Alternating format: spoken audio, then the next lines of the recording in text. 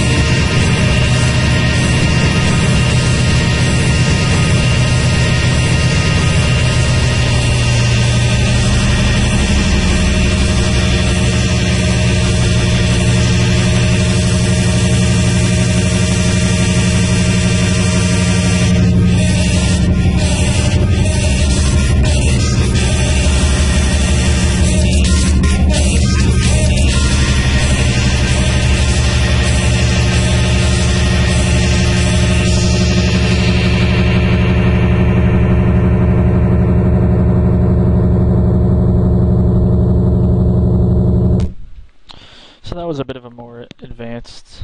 I used my own technique that I've developed over the past 2 months that I've been an expert at this.